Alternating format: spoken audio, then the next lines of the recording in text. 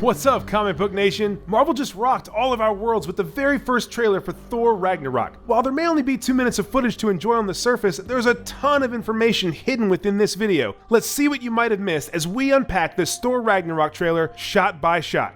Thor's being imprisoned here, and it looks like he's in hell. Well, that's hell with one L, and it's where Hela calls home.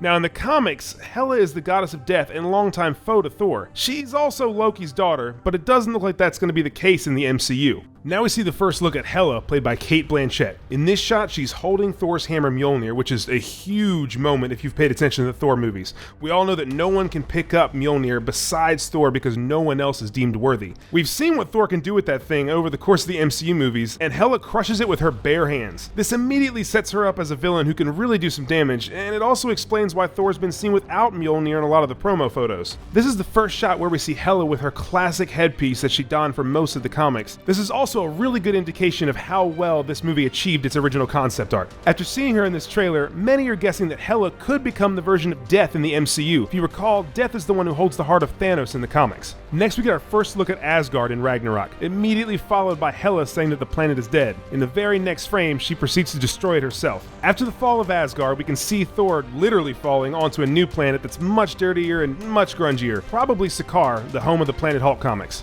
This next scene looks to be Valkyries' origin story. In Norse mythology, Valkyries escort the souls of warriors who have died on the battlefield into the afterlife in Valhalla. These Valkyrie warriors are all on the backs of a Pegasus, engaged in some kind of battle that they don't seem to be winning. The person falling here looks to be the Valkyrie that we know in the MCU, played by Tessa Thompson, possibly being saved by Hela for one reason or another. As Thor's getting drugged to this chair, it's obvious this is where his hair is going to ultimately be cut. As Valkyrie walks away, the two are staring each other down. She seems like she might feel bad for what's happening, or the two have already had some kind of encounter before.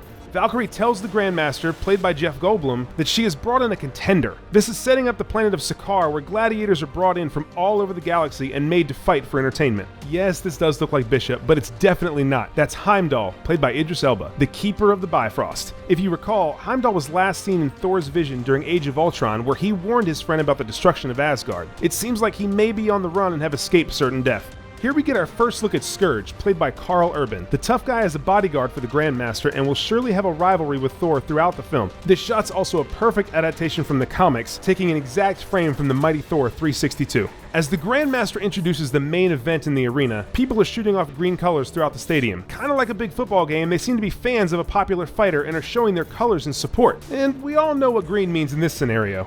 And this is the first shot of Thor with his short hair and face paint. He donned the new look in the promo photos released last month, but this is the first time we really get to see it in action. A lot of folks have been waiting for the classic Thor helmet from the comics, but the movies have seen a slightly altered version. This new look is much more accurate to the helmet that Thor's always donned in the comics and that fans really love. As the Grandmaster starts to say incredible, you know exactly who's going to come out of that tunnel. Now if you forgot, Hulk ran away from the rest of the Avengers at the end of Age of Ultron. No one knew exactly where the big guy went. It's clear that he's left Earth and has found a place on Sakaar, beating other gladiators. Now this is where the ties to the Planet Hulk comic come in. In the classic storyline, Hulk is banished to a secluded planet by the Illuminati, consisting of Tony Stark, Reed Richards, and others. However, he crash lands on Sakaar and is forced to fight in the arena. Hulk ends up becoming the planet's champion and raising an army to overthrow the arena before returning to Earth to get his revenge on Stark and the other Illuminati members. As you can see, the armor he's wearing is almost an exact replica of what he wore in these comics. Thor starts cheering here because he knows exactly who Hulk is. He believes that he won't be hurt and that his friend will immediately recognize who he is. Now in this shot, Loki's sitting with Grandmaster on the couch watching the fight that's about to begin. This means Loki is still on his villainous turn, although that might change as the movie goes on.